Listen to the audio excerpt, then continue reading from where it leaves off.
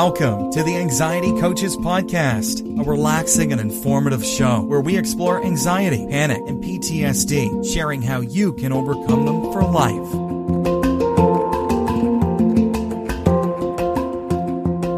Aloha! Welcome back to the Anxiety Coaches Podcast. I'm your host and coach, Gina Ryan, and I am so happy to be with you again today as together we can consider the many ways to bring your mind and body back to its natural peace and calm. In today's episode, I'm talking about moving ahead in spite of despair. We all have challenges, and especially when we are dealing with an anxious nervous system, we have difficulties that seem to get in our way. And when it gets to be too much, we can lean into despair. Philosophers and psychologists alike have proclaimed that courage is not the absence of despair. It is instead the capacity to move ahead in spite of despair. And I really know that it is possible to have that struggle, the despair, and still keep moving forward. And this is what we need to do when we are clearing out anxiety or panic attacks. When we're moving through challenges of being easily triggered and overly sensitized by our lizard brain, the amygdala, we need to remember that it will take a lot of courage to meet the challenge. And again, courage is not the absence of the despair, but again, it is the capacity to move ahead in spite of the despair. Many of us still get caught up in believing that with stress, fear, and anxiety that we are experiencing, that we cannot go on, that we become frozen, stuck, and that we are not able to make any forward motion. And we need to keep moving forward when we are dealing with this anxiety or high amounts of stress. So what then is courage, and how can it work as a guiding light to show us our way out of the anxiety panic? In other words, how can we keep moving ahead in spite of feeling despair? We use our courage. Courage is the capacity to move ahead in spite of our despair. This does help to bring us out of the victim mindset and to move more into the role of the volunteer. We can move out of being a victim and move into being a volunteer. I am here willingly. Maybe that means that I have some choices, that I have some resources. And I know I've talked about moving from victim to volunteer in other podcasts, and I believe you could check out episode 436 for more on that. And one of the problems that we encounter on a daily basis is the comparison trap.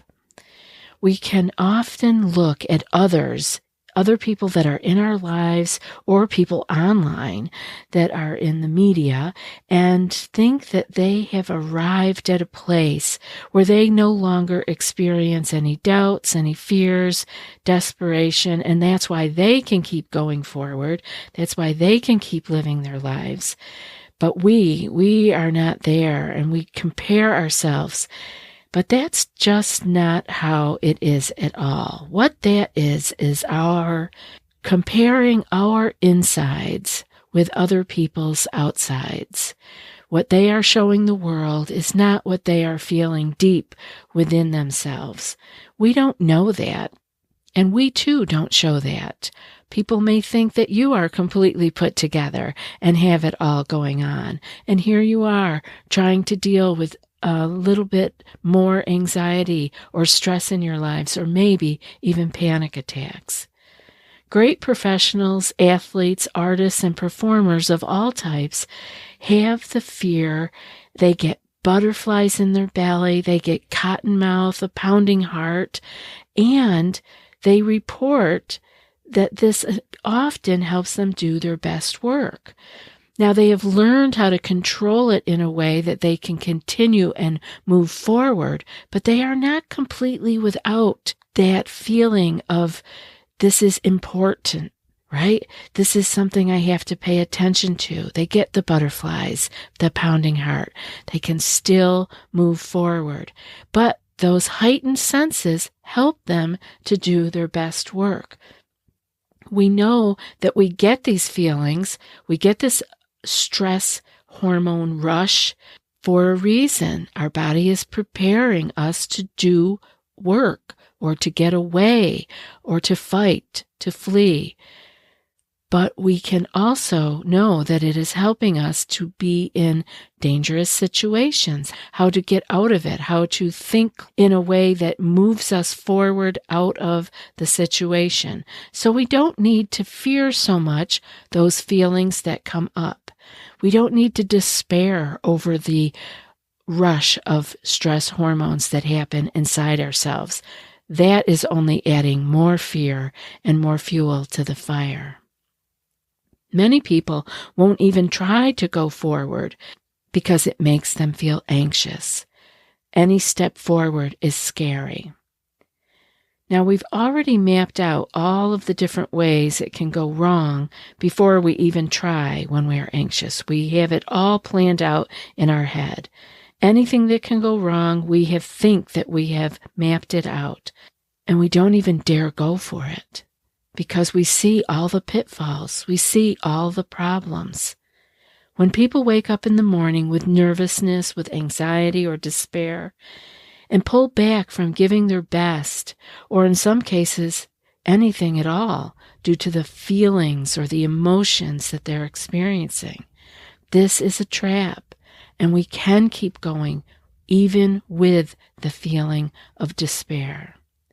Others carry around the impending doom if they do attempt to try, and this only adds to the already accumulating stress and strain of modern life. We don't need to carry the impending doom with us. We can see it for what it is. This is my body in a stressed state and sending out hormones that are creating my body to have these feelings and these emotions. And this makes my mind looking for a reason. So it's thinking all kinds of thoughts. We don't need to carry the truth of impending doom. It's just a thought. We can let it go. Right in the middle of not doing because of being paralyzed with fear, and the other side of the coin there being rash fearlessness, in between those two is courage. And that is the middle way. And that is the way that will serve us. And before we jump into what we can do to shore up and start using our courage more readily, I want to give a shout out to today's sponsors. We have BetterHelp with us. This podcast is sponsored by BetterHelp Online Therapy. Check out betterhelp.com/ACP. You may be feeling that you want to unload the stress that you are feeling and get it out. Talking to someone who's completely unbiased about your life could be really helpful. Someone who isn't going to judge you or take sides on anything. BetterHelp Therapy can help. BetterHelp is customized online therapy that offers video, phone, and even live chat sessions with your therapist, so you don't have to see anyone on camera if you don't want to. It's much more affordable than in-person therapy, and you can start communicating with your therapist in under 48 hours. Unload the stressors and get some unbiased feedback. You'd be pretty surprised at what you might gain. See if it's for you. The podcast is sponsored by BetterHelp, and the Anxiety Coaches podcast listeners get 10% off their first month at betterhelp.com/ACP. That's BETTERHELP.com/ACP. And we also have Ned with us. So many clients and group members and listeners have been having great success with the Ned products. If you haven't been over to their website, you really should consider it. These products that Ned offers are science-backed and nature-based solutions that offer an alternative to prescription and over-the-counter drugs. They're chock full of premium CBD and a full spectrum of active cannabinoids, terpenes, flavonoids, and trichomes. Ned's full-spectrum hemp oil nourishes the body's endocannabinoid system to offer functional support for stress, sleep, inflammation, and balance. Ned's CBD products have over 1,500 5-star reviews, and they work with incredible partners within the medical field like Dr. Carolyn Leaf, Dr. Christian Gonzalez, and Dr. Will Cole. If you want to check out Ned and try their full-spectrum hemp oil or sleep blend for yourself, we have a special offer for the Anxiety Coaches Podcast audience. Go to www.helloned.com/ACP or enter ACP at checkout for 15% off your first one-time order or 20% off your first subscription order.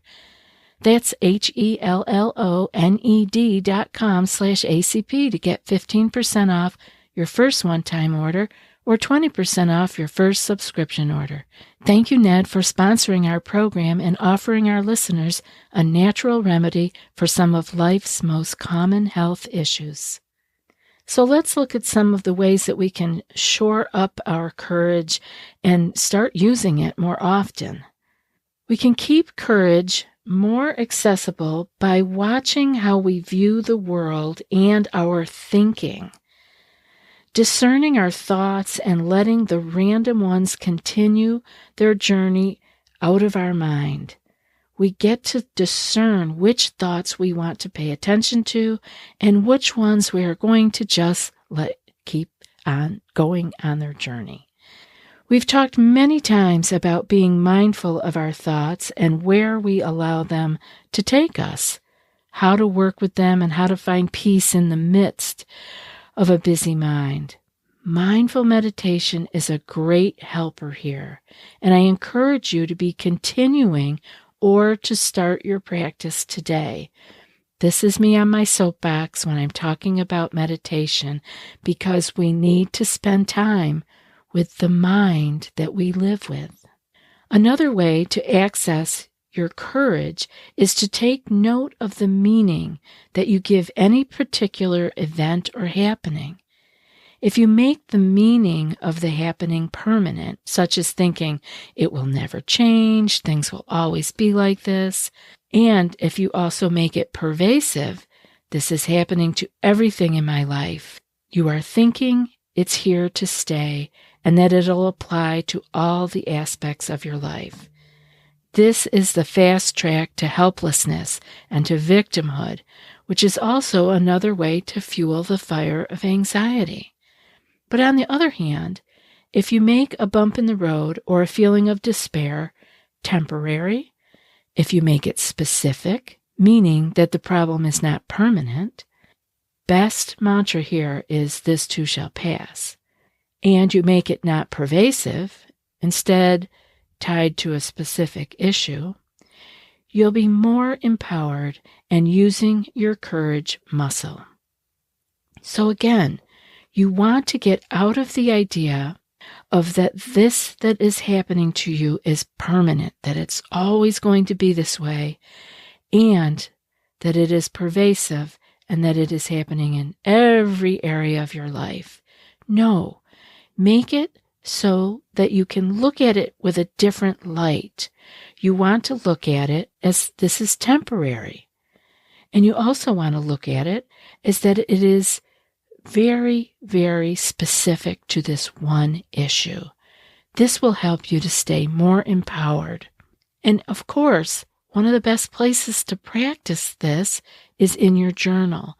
We can let things go on like this in our mind. We can remind ourselves with thoughts. But if we can actually write some things down, it helps us to be able to see it with different eyes. And it can also help us to pay attention to it more. When things are just in our mind, they kind of morph and change, and you kind of thought this thing one minute and it was a little different the next minute. But when we write it down in a journal, we get to pay more attention to it. It becomes more concrete. So for your journal and further conversation, if you want to share this in the group that we have, our private group on Facebook, you can ask these questions. Is despair or anxiety feeling like a big old bump in the road right now? If so, how can you move forward in spite of the fear? How can you move forward in spite of feeling a sense of despair? Can you begin to see happenings as more temporary? What about this situation can you see that it is specific to only one area of your life, and it's not permanent, and it's not pervasive? Go over these things, write them down when you are struggling. Ask yourself, is this just a bump in the road? It's important to really consider this rather than thinking that this is how life is. No, it's not how life is. It's a bump in the road. But unless we take some time to review that, to write it down, to see it with fresh eyes, our mind will morph it into more scary things. It's there forever. This is how life is now. And if it is a bump in the road, how can you move forward with this bump? How can you keep going, even though you feel feelings of fear or despair? And can you make changes in where you let your mind take you? This is where writing it down comes in really handy, because again, the mind is going to morph and change thoughts too fast, or you get interrupted, or you look at your phone. But if you've got pen to paper, you can actually jot down, I was letting my mind take me here, but I would like to make it take me there. How can I do that? What changes would I need to make in order to move my mind to thinking a little bit differently? And I want you, again, to be able to see that what is happening, I want you to see the issue, the challenge, as temporary. The feeling of despair is only temporary, and it's very specific as to a very specific problem. Really find what that specific problem is, and remind yourself that it is not permanent, and it is not about your whole life. You guys can do this. I know you can. And if I was able to move myself along without as many tools, I know that if you take the time to find the practices that you hear me talk about, you don't need to do all of them. Some of these are going to be very specific for each individual person. Other things you're going to want to let go of, but find what works for you and really cultivate those things. I talked with a client today, and he mentioned that some of his trying different things for his anxiety was like trying different diets, trying it for a moment, then it feels like it didn't work, and you jump off and try something else. And that can happen with our anxiety too, with our trying to clear out this heavy stress load that we carry. But don't think that you are letting go of the whole thing. If you tried some of these tools and tips that we talk about, some of them will work for you, and some of them are not going to be ones you need to practice. I'm going to tell you the basics right now so that you make sure you get these in. You need to have a meditation practice. You need to be off of caffeine and alcohol. And you need to be able to have a place in your life where you see the bigger picture. Keeping your body in shape, what level of exercise that is for you is going to be dependent on you and your level of fitness and your age and your own body's abilities. But find a fitness program of some sort that works for you. This is all about not just our mind and our thinking, but our meditation practice, cleaning those substances out and only taking in foods and substances that are helpful to our body. along with the meditation, along with exercise, and along with being able to know that what your body is experiencing is stress hormones being released. Your body is not broken. You can do this. That can calm the nervous system down right there. So take that to heart. Keep it simple. Take the tips and tools that resonate with you. Try them on, because lots of things don't work for certain people. Just like every diet is not for every person. There isn't a one-size-fits-all. So let's see what works for each of us. I would love to hear what is working for you. So you could send that email if you wanted to let me know to anxietycoachespodcast@gmail.com. I'm so glad I got to spend some time with you today. And I hope that you will keep walking forward in spite of the feelings and the despair. You got this. That's it for today's episode. And before I read today's quote, I want to put out a personal invitation to those of you who would like to take your healing and your clearing of your anxiety panic to another level. If you are not someone who wants to join a group coaching program, you may be interested in joining in with me on coaching one-on-one. You can learn more about that at the website, anxietycoachespodcast.com, and go to the one-on-one coaching page. Feel free to send me an email, anxietycoachespodcast@gmail.com, with coaching in the subject, and I'll be sure to get back with you, and we'll take it from there. No need to have this drag on forever. And now for today's quote. When we become aware that we do not have to escape our pains, but that we can mobilize them into a common search for life, those very pains are transformed from expressions of despair into signs of hope. And that's from Henri J. Nouwen. I'll be back in a few more days with another podcast. Until then, be well and aloha. Thanks so much for joining us for today's episode of the Anxiety Coaches Podcast. Find more information at theanxietycoachespodcast.com.